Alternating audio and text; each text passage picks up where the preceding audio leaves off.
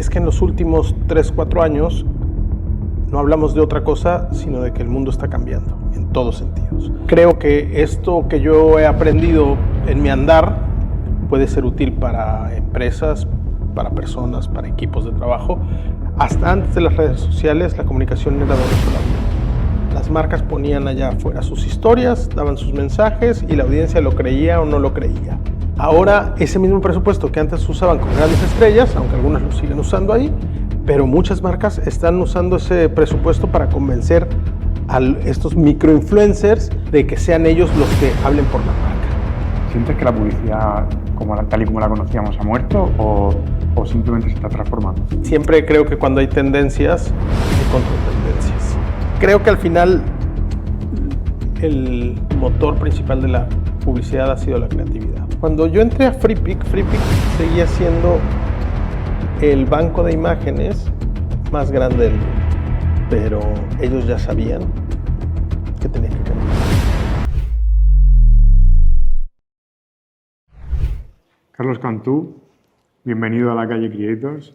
Hoy en La Calle Creators no traemos a un teórico de la comunicación o del marketing, traemos a alguien que ha jugado las grandes ligas, es top mundial en marketing, has estado llevando Twitter a nivel internacional para Latinoamérica, para Europa, Oriente Medio y África. Y luego además has sido CMO de Freepik también. Y ahora estás ayudando a otras empresas, a otros empresarios a impulsar su marca, su branding, su marketing a través de tu propia agencia, Chief. Carlos, el camino del emprendimiento parece que, o el camino hacia el éxito, ¿no?, que todos vamos buscando como emprendedores, parece que siempre es un camino en línea recta. Sí. Sin embargo, tú predicas que, pues que hay otro camino más, que es el camino del zigzag. Sí. ¿Quién es Carlos Cantú y qué es el camino del zigzag? Bueno, el camino del zigzag es el camino que me tocó a mí andar. Y por azares del destino al principio, por buena suerte después, en momentos por mala suerte, pero he tenido que dar muchos giros en mi carrera. Y con el paso del tiempo descubrí que eso era bastante positivo, que me gustaba, que me daba ciertas fortalezas y ciertas ventajas. Eso por un lado, pero después es que en los últimos 3, 4 años no hablamos de otra cosa, sino de que el mundo está cambiando en todos sentidos. Muy empujado por la tecnología, la inteligencia artificial principalmente es de lo que más se habla, pero hay otros avances tecnológicos muy importantes que están cuestionando los modelos de trabajo, los modelos de negocio, la forma en la que nos reunimos en comunidad. Entonces, creo que esto que yo he aprendido en mi andar puede ser útil para empresas, para personas, para equipos de trabajo, que les puede ayudar a gente que no se siente tan cómoda en estos giros, en sentirse más cómodos y tener 2 o 3 herramientas que les sirvan para poder girar más cómodamente y con más intención. Convertir eso que puede ser un accidente, que se puede sentir una desventaja, en una estrategia. Carlos, ahora hablamos de cómo trabajas con las empresas, pero antes de eso, ¿en qué momento a ti la cabeza te hace zigzag y lo que era tu plan de vida o tu proyecto que tuvieras gira de repente? Sí, creo que a lo largo de mi vida ha sido una constante, pero voy a darte 2 anécdotas que fueron muy importantes. Yo estaba en el último año en México le llamamos de bachillerato, antes de entrar a la universidad, y estaba decidiendo que iba a estudiar en la universidad. Y yo quería ser programador, yo quería ser ingeniero en informática. Pero un profesor del colegio y mis compañeros de clase, no sé por qué se empeñaron en convencerme de que no debería hacer eso, que yo debería estudiar comunicación. Y durante semanas me estuvieron intentando convencer hasta que me convencieron. Entonces yo, de que había estado enfrente del ordenador durante 3 años porque me gustaba, me apasionaba, dejé el ordenador mucho tiempo y me dediqué a la comunicación. Eso fue como el primer SIG, digamos, o el primer giro incluso antes de empezar mi carrera profesional.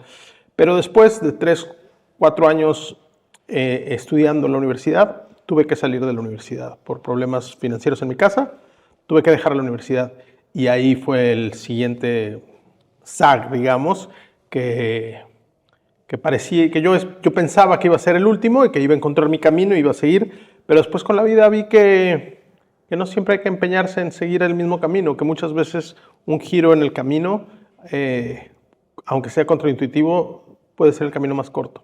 Qué bueno, qué bueno. ¿Y en qué momento un chaval de México que tiene que abandonar la carrera acaba dirigiendo el marketing de Twitter? ¿Cómo se entra ahí? ¿Cómo se da ese paso? Bueno, ahí sucedieron muchas cosas, pero lo que yo hice fue que cuando dejé la universidad entré a trabajar por suerte a una agencia de publicidad, que lo que yo quería era ser creativo publicitario. Me dieron la oportunidad de ser redactor, copy en una agencia, después seguir creciendo, director creativo. Fui director creativo en agencias internacionales en México, trabajando con marcas muy importantes, Procter & Gamble, Banco Santander, Danone, Unilever, entre muchas otras. Y eso me llevó a que me invitaran en Samsung a ser el director creativo ejecutivo para Samsung en México. Entonces, eso lo hice por 3 años. Y cuando estaba en Samsung me buscaron de Twitter porque iban a abrir oficinas en México y estaban buscando gente. Dijeron que si me interesaba. Yo no sabía por qué yo podría pertenecer a Twitter, sinceramente, pero me apetecía mucho intentarlo. Dije, bueno, este es un SIG que lo voy a intentar, aunque dure poco, pero seguramente lo que aprenda solo en el proceso de entrevistas será muy valioso. Al final me quedé con la posición. Me ofrecieron una posición que era la cabeza de estrategia de marca, se llamaba, para Twitter en Latinoamérica, en Hispanoamérica, porque no incluía Brasil. Y mi trabajo era ir por la región con los anunciantes y sus agencias. Estoy hablando de hace muchos años, cuando nadie sabía cómo usar las redes sociales. Entonces mi trabajo era ayudarle a las marcas y a sus agencias a usar las redes sociales con fines de publicidad y marketing. Y ese era mi trabajo. Entonces hice eso por 3 años, conocí a los anunciantes y a las agencias en toda la región, aprendí cómo, pues yo venía de venderles ideas, porque yo siempre había trabajado con marcas a las que les vendía una idea como director creativo. Aquí era venderles una estrategia de negocio, venderles un plan de medios, venderles un trabajo mucho más estratégico. Y de ahí me llamó un día mi jefe y me dice, oye, ¿te interesaría irte a vivir a Dublín, en Irlanda? Y yo, ¿por qué? Pues están buscando un director de marketing para Europa y Medio Oriente. Se llama EMEA, incluye África, es verdad. Desde Dublín, pues hablé con mi esposa. Yo no estaba muy seguro, pero fui a mi casa, tenía 2 hijos pequeños. Entonces dije, mira, lo primero voy a preguntarle a mi esposa. Y ella me dijo, vámonos. Vámonos.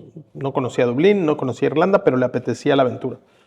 Y entonces entré en el proceso, me eligieron al final y así acabé en director de marketing en Twitter para Europa. Has dicho una cosa muy interesante y es que estabas en el principio de las redes sociales haciendo pedagogía o didáctica de cómo se debían de usar por parte de los anunciantes esas redes. Claro. Entiendo que ese momento fue un momento muy emocionante, además también es un momento que todo el mundo recuerda porque cualquier cosa que echaras en redes sociales espumaba muy rápido. ¿Cómo ves ese momento de las redes sociales? ¿Cómo ves la evolución hasta el día de hoy y cómo ves ahora mismo las redes sociales? Bueno, pues ha cambiado dramáticamente, ¿no? Nosotros en ese momento hablábamos de en el futuro las redes sociales, y más que porque supiéramos lo que realmente iba a pasar con las redes sociales, era porque le teníamos mucha fe a lo que estábamos haciendo y porque queríamos convencer a las marcas que entraran. Porque las marcas en ese momento le asignaban el 5% de su presupuesto pues, para probar cosas en redes sociales, ¿no? Y entonces en ese momento le asignaban un 2% a Facebook, un 2% a Twitter, y cuando empezó Instagram, a Instagram, que eran las 3 que había en ese momento, ¿no? Antes de que Facebook lo adquiriera Instagram, adquiriera Instagram. Pero lo que sí vimos, y para mí fue muy, muy impresionante, es cómo la manera de comunicarse entre las marcas y las personas cambiaba drásticamente. Hasta antes de las redes sociales, la comunicación era de una sola vía. Las marcas ponían allá afuera sus historias, daban sus mensajes y la audiencia lo creía o no lo creía. Y ya. Pero a partir de ese momento las marcas se dieron cuenta que iba a ser una comunicación de 2 vías y que las marcas no eran los dueños de la narrativa, pero podían moldearla si hacían un buen trabajo. Pero que si querían que tuvieran éxito, estaba en que la gente hiciera suyas esas historias y se participara. Y bueno, creo que eso es lo que sucede hoy en día. Las marcas antes le pagaban a grandes estrellas para que aparecieran en un comercial de televisión usando ciertas zapatillas o ciertos tenis, ¿no? Ahora, ese mismo presupuesto que antes usaban con grandes estrellas, aunque algunas lo siguen usando ahí, pero muchas marcas están usando ese presupuesto para convencer a estos microinfluencers, a estos pequeños líderes de opinión, pequeños en el sentido de que son comunidades más pequeñas, ¿no? No de que sean pequeños en ningún sentido, de que sean ellos los que hablen por la marca. Y eso le da un poder muy, muy grande al usuario que me gusta ver. Ahora, pues lamentablemente, por otro lado, las plataformas en esta búsqueda de mayor engagement y de mantener a la gente involucrada y a la gente conectada, han caído en algunas prácticas que creo que nos afectan a todos, Han ¿no? creado adictos, ¿no? Pues por un lado, sí, digamos adictos y el algoritmo que no te deja salir de ahí y que por más que quieres apagar el móvil y ponerte a trabajar, ves un video más, pero también como lo que manda es el engagement y no importa si ese engagement es positivo o negativo, pues también hemos generado estos dos polos y que se radicalicen más los pensamientos, las ideas y que haya menos comunicación entre los extremos y eso le gusta a los algoritmos porque entonces eso genera que no solo la gente que le gusta lo que dice te da like, pero sobre todo la gente que no le gusta te contesta y eso le da más engagement y eso hace que ese contenido se vea más. Claro, al final son las cajas de resonancia, ¿no? De las que se habla muchas veces, que hacen que la sociedad cada vez se polarice más porque cada uno consumimos cada vez más y de una manera algorítmica y logarítmica casi, un contenido que resuena con lo que ya nos gustaba antes. Por un lado. Y por otro lado, hay creadores de contenido que con mucha intención, y creadores de contenido en el más amplio sentido de la palabra, que con mucha intención lo que buscan es generar polémica, lo que buscan es hacer que la gente se sienta incómoda y se sienta afectada por lo que ponen, porque saben que si esa gente va y los ataca, solo va a hacer que su contenido lo vean más. Y eso es para mí la parte más peligrosa. Y quizás es la que hace que cada vez nos cueste más, en la era en la que más fácil es comunicarse, cada vez nos cueste más el comunicarnos, ¿no? El entender al otro, el empatizar, aceptar la opinión diferente, ya no digo ni contraria, sino simplemente que un poquito diferente. Esta mañana, muy rápidamente, esta mañana le decía a mi esposa justamente que amanecí, hoy que me estaba preparando para dar una charla de un tema que no tenía nada que ver, pero amanecí pensando en otro tema del cual quiero armar una charla y quiero convencer a la gente que cuando veas un contenido que no te gusta en las redes, ni le des, ni le contestes, ni lo compartas, ni lo menciones, porque cada vez que tú lo compartes o les escribes para atacarlos, solo haces lo que ellos estaban buscando hacer. Entonces quiero que nos convenzamos de no interactuar con ese contenido. Claro, al final es alimentar al dragón.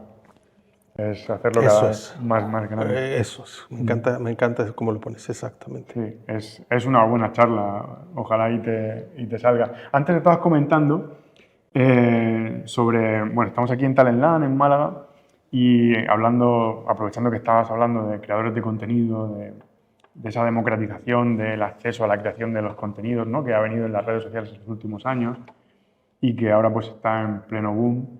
No sé si tú le ves mucha más curva de crecimiento o si crees que ya estamos tocando techo, pero parece como que no para.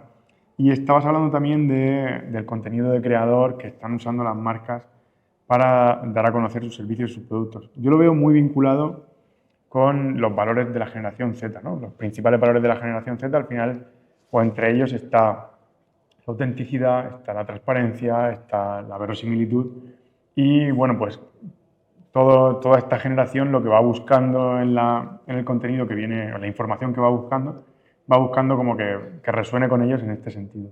Y claro, rechazan mucho todo lo que les parece publicidad, ¿no? Sí. Se les aleja mucho de ellos. Sí. ¿Cómo ves tú todo esto y qué oportunidad ves tú ahí para las marcas? Pues hay oportunidades y retos, como siempre, porque creo que lo que está sucediendo es que las audiencias nos están diciendo, yo no creo en la publicidad, a mí no me vas a convencer porque hagas publicidad, porque eso no tiene nada de verdad, ¿no? Yo lo que quiero es que me digas la verdad. Y eso está muy atado, me parece, a un concepto que a mí me gusta mucho, que son las marcas que tienen un propósito. Las marcas que, más allá de vender zapatillas, por usar el mismo ejemplo, lo hacen con un propósito. Y eso creo que la generación Z es algo que premia mucho. Pero por el otro lado, este UGC también tiene retos, porque es muy difícil ahora saber si un influencer está recomendando un restaurante versus el otro, porque realmente le comió mejor, o porque aquí le invitaron todo y en este no, o porque aquí le mandaron regalos y en este no. Entonces, lo que pasa con la audiencia es que cada vez es más sofisticada y cada vez es un reto más grande para las marcas, pero así está bien. La gente, las personas son inteligentes y se dan cuenta tarde o temprano cuando los quieres engañar. Entonces, a mí eso es lo que me parece más interesante, que las marcas ahora saben que no pueden engañar a la gente. Siempre habrá quien lo intente, y siempre habrá marcas que lo intenten, y algunas que lo logren, por un tiempo por lo menos. Pero que creo que las marcas que van a tener más éxito son las marcas que sean más honestas. ¿Sientes que la publicidad, tal y como la conocíamos, ha muerto o simplemente se está transformando? Sí, no ha muerto y no creo que muera pronto. Y siempre creo que cuando hay tendencias, hay contratendencias. Entonces seguramente vendrán momentos en que se volverán los comerciales de televisión con historias irreales, digamos, o no. Yo creo que eso regresará, que no ha desaparecido del todo. Creo que al final el motor principal de la publicidad ha sido la creatividad. Por lo menos eso es lo que creo yo. Y la creatividad siempre será bienvenida. Sí, al final el comercial publicitario, el anuncio publicitario, cada vez está más sofisticado, cada vez es más entretenimiento, cada vez es como si fuera un clip de una serie o de una historia que se queda a medias. Y toda la mala publicidad tiende a desaparecer porque carece de sentido y el resto de la inversión publicitaria, y esto ya es una visión mía no vista en ninguna estadística, pero creo que va más a patrocinio y luego a contenido, tanto de brand and content como de influencer, como de UGC, o sea que como que se está yendo más hacia ese lado y ya están quedando anuncios muy sofisticados, mucho patrocinio, veo también mucho esfuerzo en el patrocinio y luego contenido de creador, ya sea de un creador influ o de un creador más micro, más nano. Sí, y creo que lo que va a pasar con esta publicidad más tradicional es que se va a terminar fusionando con esto, que va a ser difícil la línea entre contenido por un creador y un anuncio no va a existir, porque al final los que crean la publicidad tradicional también son creadores. También hay un creativo que piensa una idea, un realizador que crea un video, y como ellos están aprendiendo de lo que funciona del otro lado, pues se va a terminar fusionando. Y la parte del patrocinio es la que me parece más interesante, cómo está evolucionando y cómo va a seguir evolucionando. Porque ya no es suficiente poner tu logotipo y ese tipo de patrocinios tradicionales cada vez son más irrelevantes. Entonces los patrocinios también se van a terminar, me parece, fusionando con el contenido. Es una tendencia que también estamos detectando nosotros. Nosotros, como sabes, tenemos un servicio que es la Calle Creators, en el que tenemos una comunidad de más de 2.000 creadores creadores de contenido UGC, que trabaja pues, con las grandes marcas de este país para darle difusión y para que su contenido viralice, ¿no? Y en el tema de los patrocinios, lo que nos hemos dado cuenta también es que hay un nicho ahí que está subexplotado, y es que cada vez más una marca, cuando hace contenido de publicidad o cuando hace un patrocinio, demanda más el contenido transmediado que hay alrededor de lo que es el propio anuncio o el propio patrocinio. El vídeo con los comentarios, el vídeo con... O sea, como que hay un montón de contenido en paralelo que funciona muy, muy bien y que hasta ahora era como muy secundario y yo creo que cada vez va a ser más principal. Y al final lo que es el logo en la lona o el logo en el espacio, en el festival o donde sea, se va a convertir en la excusa para luego poder armar toda esa estrategia de contenido que realmente es el contenido que estamos consumiendo todos debajo del pulgar, haciendo swipe up todo el día y que creo que es el que ahora mismo realmente funciona. No sé si tú estás de acuerdo con esto. Totalmente, porque al final la gente lo que agradece es las marcas que le entregan un valor. El valor puede estar en el entretenimiento, sin duda. El valor de entretener es algo que la gente siempre va a agradecer. Por eso creo que la publicidad tradicional que logre ser entretenida, que logre divertir a la gente, siempre va a existir. Pero también el valor está en, oye, traerme un concierto de mi banda favorita a mi ciudad, pues eso es un valor muy importante. Enseñarme algo que no sabía, por eso el contenido de las marcas, como el branded content que dices tú, que aporta algo interesante a su audiencia, también va a funcionar siempre. Al final es, o dame algo que sea útil, o dame algo que sea entretenido, o dame algo que me permita aprender. Para mí, esas son, digamos, la receta que siempre ha tenido la publicidad. Y la publicidad en televisión así empezó. La publicidad en televisión no empezó con comerciales de televisión. Eran las marcas las que le pagaban a los creadores de contenido en aquellos momentos por crear programas de televisión que hicieran que la gente estuviera enfrente de la televisión para poderle meter sus mensajes publicitarios. Así es que... Totalmente. Y en todo este mare magnum de cambios, de giros, de zigzags, de repente nos aparece la inteligencia artificial. Tú que has sido CMO de Freepik y con el giro de guión tan grande que ha hecho Freepik, ¿cómo ves la entrada de la inteligencia artificial en el mundo del marketing o de la publicidad o de la creación de contenido? Sí, pues lo que creo es que es muy difícil aislar el fenómeno de la inteligencia artificial en el mundo del marketing y de la publicidad, porque el tsunami de la inteligencia artificial está en todos lados y está afectando, para bien o para mal, la economía mundial de los países, la forma en la que trabajamos, la forma en la que estudiamos, la forma en la que nos relacionamos entre nosotros y por supuesto que la forma en la que las marcas se relacionan con nosotros.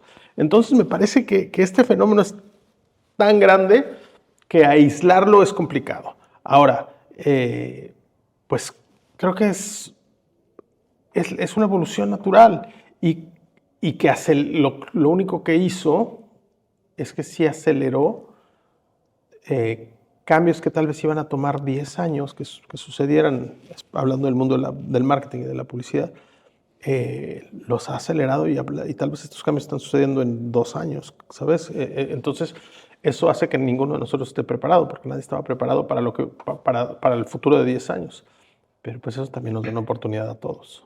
Freepik pasó de ser un repositorio de contenido. Eso es. A ser una plataforma de uso de inteligencia artificial generativa. Correcto.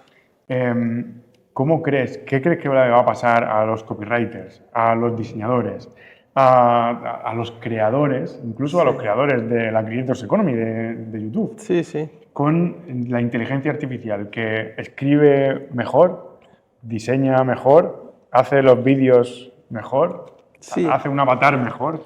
Sí, pues no sé si hace todo eso mejor. No lo sé. Creo que el copywriter, el diseñador, el creador de contenido puede hacer mejor contenido si usa la inteligencia artificial. Eso sin duda, no me cabe duda, si la usa bien. Pero es como cuando llegaron los ordenadores al mundo de las agencias de publicidad y los diseñadores se escandalizaban por el uso del Photoshop. Dicen, ¿cómo que el uso del Photoshop? ¿Cómo van a photoshopear las fotografías? Eso es para gente sin talento. Pues toma una buena fotografía, ilumínala bien y no la photoshopeas. Creo que es lo mismo, sinceramente. No creo que... Y no desaparecieron los diseñadores. Lo que pasa es que los diseñadores ahora viven detrás del ordenador. y ahora viven detrás del prompt, ¿no? Yo creo que eso es en esencia lo que está pasando. Es verdad que no podemos ocultar que donde antes se necesitaban 10 horas, ahora tal vez se necesiten 2. Y eso tiene implicaciones financieras y implicaciones laborales que van a afectarnos a todos, por supuesto. Pero creo que conforme se van cerrando oportunidades de un lado, se van abriendo oportunidades del otro. Yo todavía no veo evidencia que por lo menos en los próximos 10 años vaya a haber menos oportunidades profesionales. No lo sé, pues ¿sabes? Hay gente que estudia esto todos los días. Lo que yo sí creo es que el que era un diseñador el que tenía talento para hacer diseño, para diseñar, antes de la IA, si logra adaptarse a una nueva forma de trabajar que requiere la IA, va a seguir siendo el talentoso, ¿sabes? Pero eso también pasó cuando empezó el marketing y la publicidad digital. Antes la publicidad era un copywriter y un director de arte, diseñador, y esos dos eran suficientes para hacer cualquier cosa en la publicidad. Después llegó la publicidad digital y entonces se necesitaba el creativo tecnológico que le llamábamos, ¿no? Y claro, los copywriters y los diseñadores previos a esa etapa, a muchos les costó trabajo porque no lograron digitalizarse. Algunos porque no hicieron el esfuerzo y otros porque no tuvieron la capacidad de hacerlo.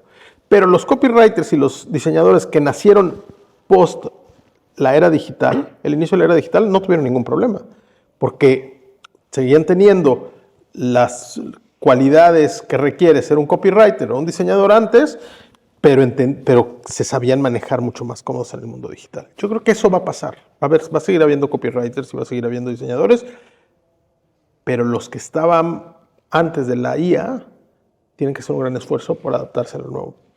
Pero en 5 años que empiecen a salir todos los chicos de la universidad que entraron en la universidad cuando ya existía la IA, para ellos va a ser muy sencillo. A mí me gusta mucho pensar que, y lo digo mucho en las charlas que doy de inteligencia artificial, me gusta mucho pensar que estamos entrando, o me gusta iniciar, ¿no? Con un bienvenidos a la era de la imaginación.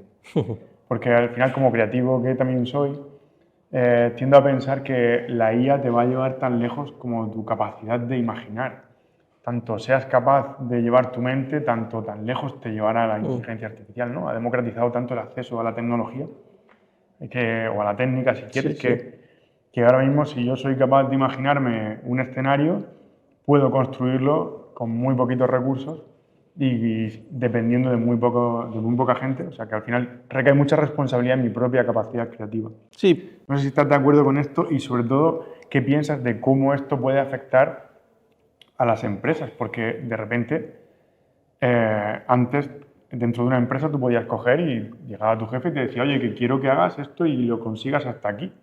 Y un trabajador podía girarse y decir, he hecho todo lo que he podido. Pero no he sido capaz de llegar hasta allí porque no tengo recursos, porque no me has dado acceso a esta tecnología o a esta técnica, o porque no me has dado presupuesto para contratar esto. Sí. Pero ahora todo eso como que se va diluyendo y cada vez ese límite va más bajo. ¿Cómo ves eso? Fíjate que no estoy seguro si se va diluyendo. Creo que lo que se está haciendo es que se está poniendo la vara más alta que lo que nos exigen. Yo lo veo con las marcas con las que trabajo y con los clientes con los que trabajo hoy.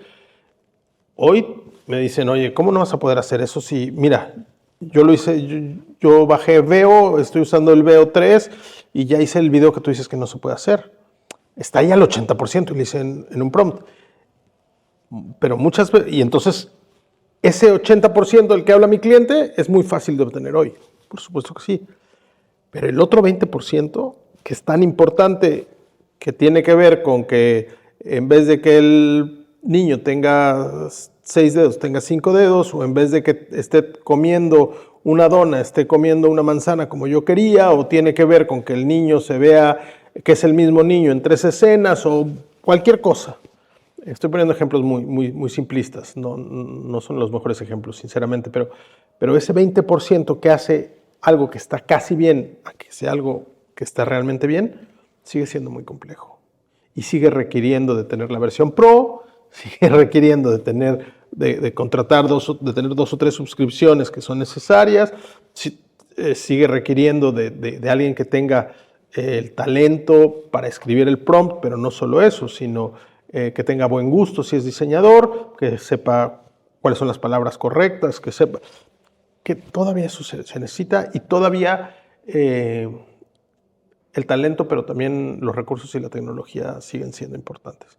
Lo que pasa es que ya lo que antes era promedio estaba aquí, lo que ahora es promedio está acá arriba. Totalmente. Antes hemos mencionado así muy por encima lo de Freepik. ¿Qué fue lo que hicieron ellos? ¿Cómo fue su giro mental? ¿Qué les llevó a dejar de ser lo que eran y a ser lo que son ahora? Cuando yo entré a Freepik seguía siendo el banco de imágenes más grande del mundo, con más suscriptores. Era uno de las 100 sitios web más visitados en el mundo. Pero ellos ya sabían que tenían que cambiar. Y no tuvieron miedo de cambiar. Y cambiaron antes que el mercado les exigiera cambiar. Cuando yo entré a Freepik es porque ellos ya sabían que tenían que cambiar y ya estaban preparándose para cambiar. Para mí, eso fue. La vieron venir antes que muchos, pero sobre todo actuaron antes que nadie. Y no tuvieron miedo de replantearse cualquier cosa. Yo digo que en Freepik, cuando hicimos el cambio, cambiamos todo menos el nombre. Lo único que no me dejaron cambiar cuando yo estaba haciendo un rebranding, que fue parte importante de esto, es cambiamos todo, pero el nombre no lo cambies. Y dije, bueno, y ya ni siquiera nos cuestionábamos si era el nombre adecuado o no, pero ya nunca llegamos a la respuesta, si era una. Yo cuando me dijeron, mira, el nombre no lo vamos a cambiar, dije, bueno, entonces ya para qué pensamos eso. Pero estuvieron dispuestos a cambiar todo, ¿no? Muchas cosas, y han sido muy valientes, y bueno, rodearse de gente muy talentosa, por supuesto. Y ahora que estás que tienes tu propia empresa, que te dedicas a asesorar a otras empresas, ¿qué ves más? ¿Ves más empresas como Freepik capaces de zigzaguearle al destino o anticiparse o ir rápido, que entiendo que es otro de los valores también, ¿no? El actuar sin pensar mucho, sin esperar a que las cosas sucedan, sino ser uno proactivo en ese sentido? Sí. ¿O ves más empresas que prefieren el camino y la línea recta? Creo que las empresas que eran exitosas, que tenían resultados muy positivos y tenían, les cuesta más trabajo. Les cuesta más trabajo saber que, oye, si a mí me va muy bien jugando este partido con estas reglas, pues no cambiemos las reglas. Entonces, pero las reglas van a cambiar de todos modos. Yo creo que ellas son las que más le están costando trabajo. Las compañías que no la estaban pasando bien, muchas han visto en esto una oportunidad. Y a mí lo que me parece más interesante son estas nuevas compañías que están surgiendo, estas startups que están surgiendo en los últimos 2 o 3 años, que ya nacieron sabiendo que hicieran lo que hicieran, tenían que echar mano de la inteligencia artificial, y ahí estamos viendo cosas maravillosas. Sí, me parece que vivimos un momento muy intenso y muy interesante. Mi agencia tiene 15 años y además es de Murcia. Entonces, Málaga ahora se ha puesto a la vanguardia a nivel nacional en todo lo que es innovación, tecnología. Google, está Freepik aquí, Google ha puesto también otro centro aquí. O sea que hay mucho interés por la ciudad. Pero imagino que luego, cuando te salgas un poquito, te alejes un poco del centro de la ciudad y te vayas a las grandes empresas que hay en toda Andalucía o muchas de las que hay en España, y que nos pasa también en Murcia, te encuentras con esa frase que has dicho tú, tan potente y tan difícil de desmontar, que es: si las cosas han funcionado bien como hemos hecho hasta ahora, ¿por qué cambiar? Y eso ha hecho que en nuestro ámbito, ¿no? En el ámbito del marketing, de la comunicación, de la publicidad, pues haya sido muy difícil tradicionalmente que las empresas tiran el salto hacia adelante, el salto de innovación. Y es verdad que desde que en 2022 entra la inteligencia artificial generativa, y con mucho esfuerzo, pero también imagino que porque es una ola muy grande y poco a poco está transformándolo todo, estoy notando, y mucho más en los últimos meses, y creo que 2026 va a ser un año radicalmente disruptivo en este sentido, que cada vez más empresas tradicionales, más empresas que normalmente te dirían las cosas siempre se han hecho así y se van a seguir siendo así, poco a poco, ya no solo desde sus equipos de comunicación, sino también desde su dirección, están girando la cara y diciendo, oye David, ¿esto qué significa? ¿Esto cómo podemos? Poniendo muchas más facilidades que antes. No sé si tú percibes también eso con las empresas con las que trabajas. Sí, especialmente, o sea, no siempre, pues, pero yo lo veo especialmente con las agencias, compañías que empiezan a sufrir, o que empiezan a ver el agua al cuello, o que empiezan a ver que hay un competidor que está haciendo las cosas distintas y le está yendo bien, o empiezan a sentir que el crecimiento tan saludable que tenían está desacelerándose. Yo lo veo así, porque siempre hay líderes visionarios, siempre hay gente que la ve venir y que dice, antes de que me llegue el agua, vamos a cambiar. Pero no hay tantos. Es que debe ser muy difícil. Yo supongo que estar en esa posición, el famoso caso de Blockbuster, ¿no? Que nunca vio venir a Netflix, o estas historias que leemos. O Kodak, ¿no? Que también tiene... O Kodak, o Xerox, o tantas. Pues debe ser muy difícil, debe ser muy difícil más bien darte cuenta. Y si fueras ahora CMO de una gran empresa, ¿qué le recomendarías en el momento en el que estamos? ¿Qué planteamiento, qué orientación le darías? Bueno, depende de qué empresa y qué tal, pero algo que creo que he descubierto en estos 2 años en el mundo del emprendedurismo y en el mundo de las startups, hay un par de cosas, y ahora en mi charla hablaba de algo que me gusta mucho que hacen las startups, y es este pacto de socios. Este pacto de socios, que es que aún antes de que empiecen los problemas, vamos a definir cuáles son los caminos que vamos a tomar ante intentar cubrir la mayor cantidad de eventualidades posibles, ¿no? Entonces, si yo regresase a trabajar a un departamento de marketing o a una empresa grande, aun cuando la empresa tenga 50 años, yo haría un pacto de equipo, un pacto como eso me parece que es algo que es muy, muy valioso. Y lo segundo es que creo que con todo lo que está sucediendo con la tecnología hoy en día, es más importante que nunca tener gente joven, fresca. Siempre me dicen, oye, es que estoy buscando trabajo, estoy saliendo de la universidad, pero piden que ya tenga experiencia, tal. Creo que menospreciamos el valor que tiene que alguien no tenga experiencia. Que ese es un valor que deberíamos de... Entonces yo intentaría tener mucha gente joven que nunca haya trabajado en esa industria en la que estoy, pero que tenga capacidades, que tenga talentos y que nos enseñe cosas que la gente que trabajamos en cierta industria nunca vamos a aprender. Y a los chavales, con todo el momento que tenemos de creación de contenido, de inteligencia artificial, ¿qué les dirías? Que les va a ir muy bien.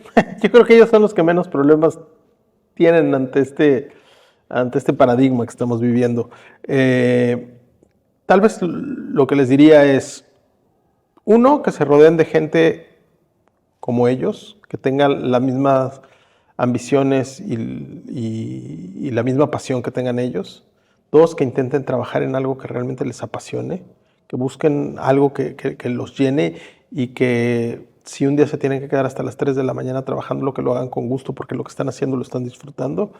Y tres, que también se acerquen a gente con experiencia, a gente que haya estado en donde ellos quieren estar, y que no tengan miedo de buscarlos por Instagram, de buscarlos por LinkedIn o por X, si todavía alguien usa X como yo, y les digan, oye, ¿puedo hablar contigo 15 minutos? Quisiera hacerte un par de preguntas o quisiera escuchar un par de opiniones tuyas sobre algo. Sí, ahí la importancia de este tipo de contenido como el que estamos grabando ahora, Total. Que acerca, bueno, pues Claro. la visión que puedes tener tú a la audiencia. Y por terminar, en tu caso, ¿qué te dirías a ti mismo, ¿no? ¿Cuál es tu siguiente zigzag? ¿Cuál es tu siguiente momento? No lo sé. Bueno, ahora lo que he hecho recientemente es cofundar 3 distintas compañías en 2 años. Creo que fue demasiado, pero los proyectos se dieron y las oportunidades surgieron.